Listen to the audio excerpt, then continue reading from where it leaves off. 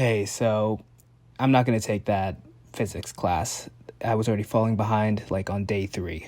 So instead of the 5 week format, I'll just take it during the full semester because I have to do well in these classes for grad school. So here, I did heavy squats, heavy deadlifts.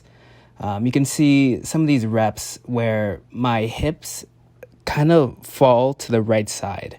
That's my tight side on my hip flexors.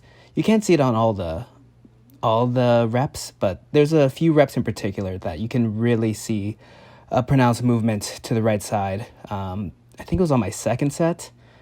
I had a really bad one, and after I saw that, reviewing the film, I just did some exercises trying to open up my hip a little bit more. And it was able to correct itself, just like loosening it a little bit more. I did like some side to side squats. I forgot what the actual term for it was, but I just did a little bit of work trying to loosen up my hip. And usually that's all I really needed. It is really like eye opening doing these heavy squats and feeling myself recruit more muscle, or I guess into the squats, and really making sure that I'm having good form on every single rep, because I have to really respect 300. This is 325 pounds, so I have to really respect it, because if I don't have good form, I could really injure myself with this weight. It's not like I'm doing like 225 pounds for like 10 reps where I can get away with having bad form on like a rep or two. Even with 225, I still probably would not want to have bad form on a rep or two, but you get what I'm trying to say. It is really interesting feeling myself like do these squats.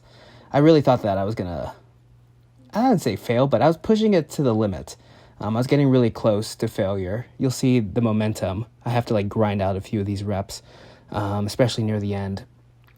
But I was really trying to have good form and trying to push myself, my knees are buckle a little bit during these reps. And when I'm looking at people do like their max squats, I see like their knees buckle a little bit. And I realize that what's more important is just doing the reps.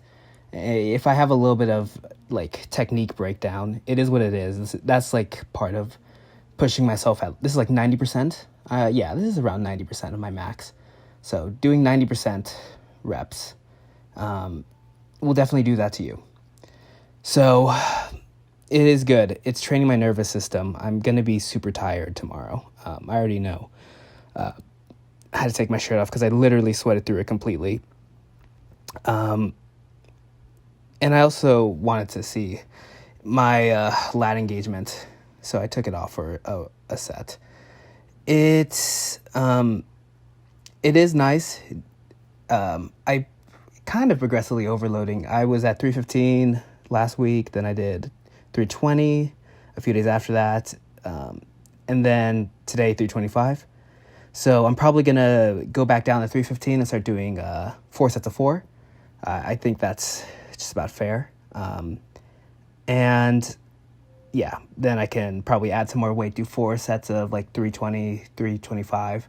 I feel like that's a good way of progressively overloading for me. Nothing too fast, too crazy. Yeah. So, this is the deadlift. The deadlift was very hard for me today. I think I should probably stop trying to do heavy squat, heavy deadlift on the same day.